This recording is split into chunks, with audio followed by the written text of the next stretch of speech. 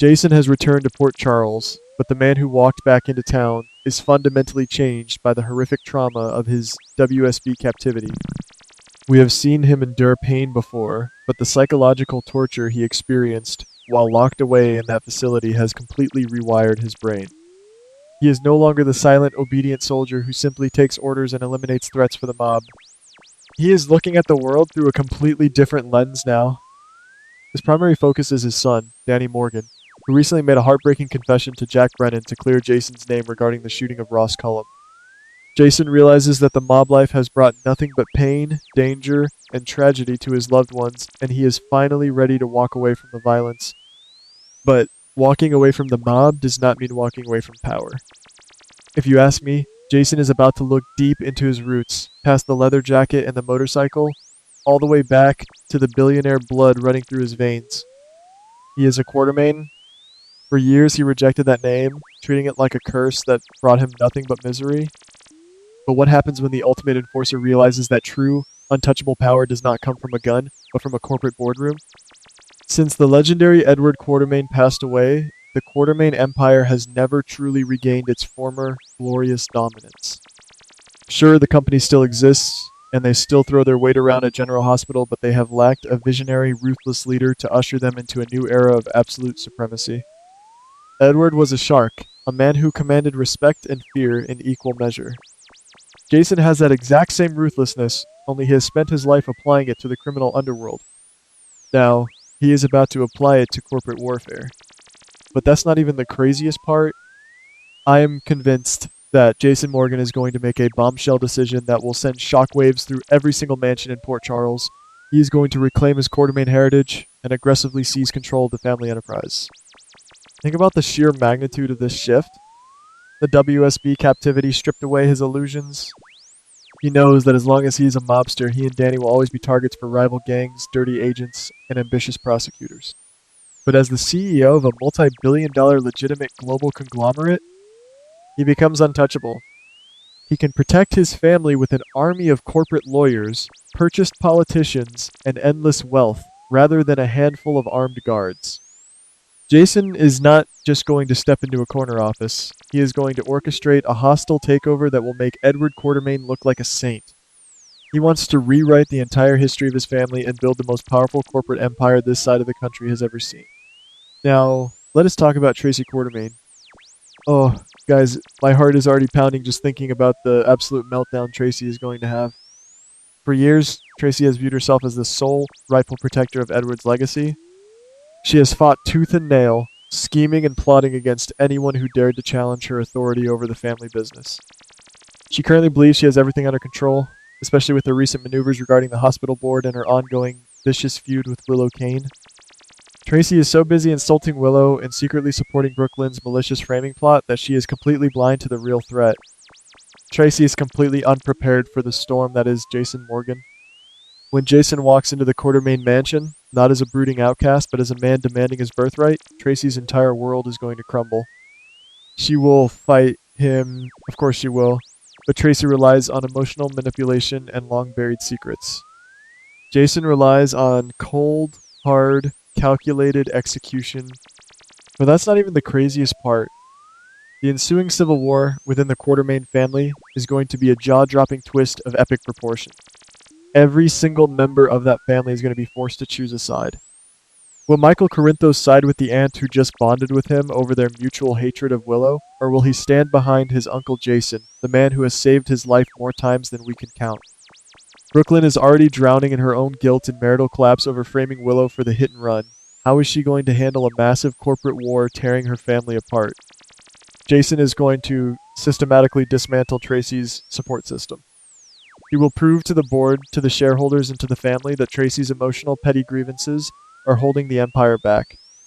Jason's icy, emotionless logic, honed by decades of survival in the mob and the WSB, will make him the perfect, terrifying CEO. He is going to dethrone Tracy Quartermaine, and it is going to be spectacular to watch. If you think Jason is just going to stop at restoring the Quartermaine Empire to its former glory, you are vastly underestimating the transformation he has undergone. Jason's ambition is going to skyrocket to unprecedented heights. He has spent his entire adult life building, maintaining, and protecting the Corinthos organization.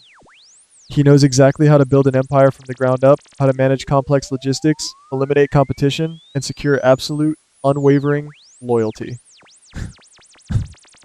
He is going to take all of those underworld skills and apply them directly to the corporate sector. His ultimate goal is not just to be rich, it is to create a monolithic powerhouse that eclipses every other entity in Port Charles. He wants Quartermaine Enterprises to be so massive, so influential, that no one, not the police, not the WSB, and certainly not the mob, can ever threaten his son Danny again. He is building an impenetrable fortress made of money and legal power. But that's not even the craziest part. This brings us to the most heartbreaking and explosive consequence of Jason's new path, his legendary, decades-long relationship with Sonny Corinthos. For 30 years, we have watched Jason put Sonny above absolutely everything else. Above his own happiness, above his romantic relationships, and tragically, often above his own children. Jason was the loyal soldier who would take a bullet, go to prison, or disappear into the night just to keep Sonny safe from his countless enemies. But the man who came back from the WSB facility is done bleeding for Sonny Corinthos.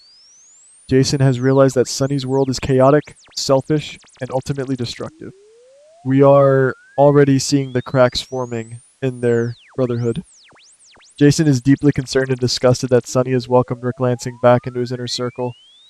Jason knows Rick is a snake, and Sonny's blind trust in Rick is the final straw that proves to Jason that Sonny's judgment is fundamentally compromised. When Jason officially turns his back on the mob to build his Quartermaine empire, Sonny is going to view it as the ultimate, unforgivable betrayal. Sonny demands absolute loyalty, and he cannot fathom a world where Jason Morgan does not jump the second he calls. But Jason is no longer answering the phone. Worse yet, Jason's corporate expansion is inevitably going to cross paths with Sonny's legitimate business fronts and underworld territories. We are looking at a scenario where the massive Quartermaine corporate machine directly competes with the Corinthos organization for prime real estate, shipping lanes, political influence, and total control of Port Charles. Jason knows every single one of Sonny's weaknesses. He knows exactly where the bodies are buried, he knows exactly how Sonny's money is laundered, and he knows exactly how to cripple Sonny's network without ever firing a single shot. Here is the brutal, undeniable climax to this entire storyline. Jason Morgan is going to use his newly acquired corporate supremacy to systematically dismantle Sonny Corinthos' hold on Port Charles. This is the jaw-dropping twist that no one is ready for. Jason is not going to kill Sonny, he is going to render him completely obsolete. By monopolizing the real estate, controlling the shipping ports, and buying out the political backing through the endless Quartermaine wealth, Jason will squeeze the Corinthos organization until it suffocates. Sonny, feeling cornered and betrayed by his closest friend, will lash out with violence, as he always does.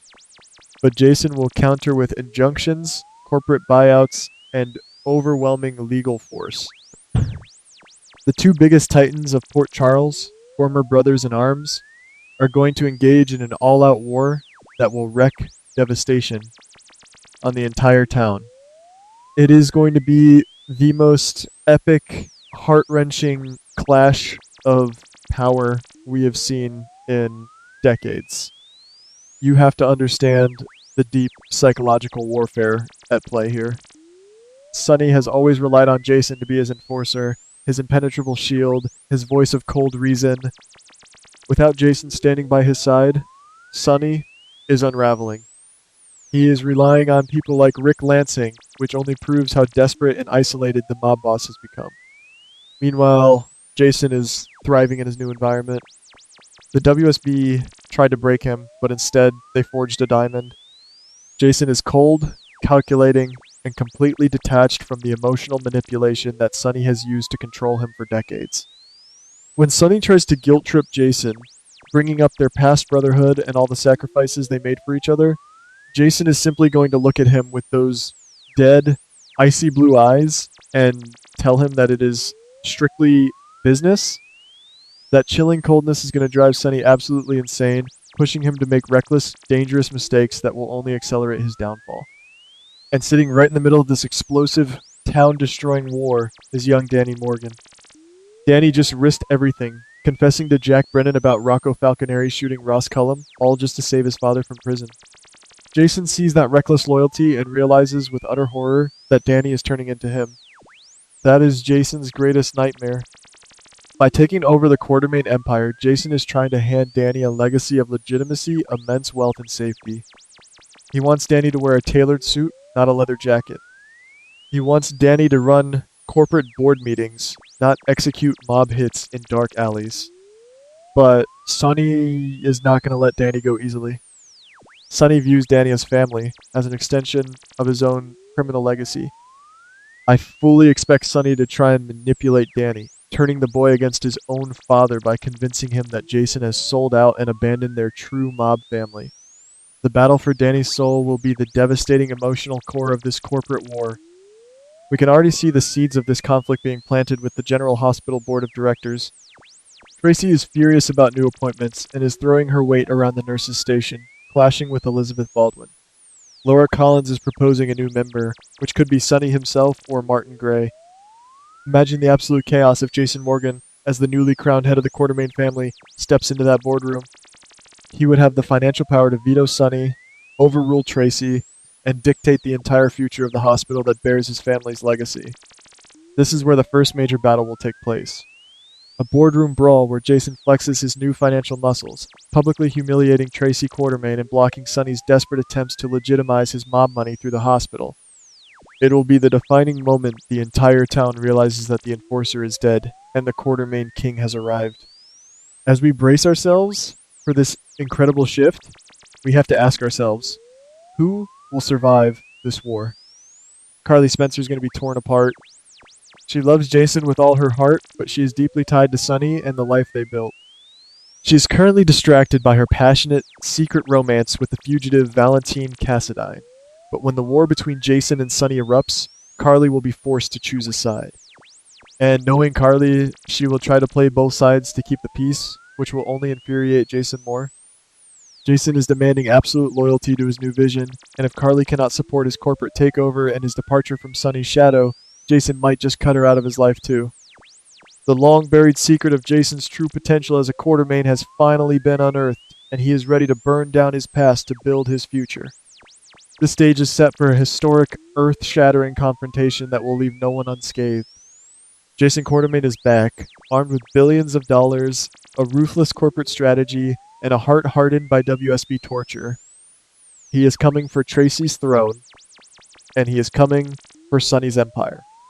But just as Jason is about to sign the final papers to initiate his hostile takeover of ELQ and launch his war against the Corinthos organization, a mysterious figure steps out of the shadows of the Quartermaine mansion, holding a single faded document that could instantly destroy Jason's entire master plan before it even begins.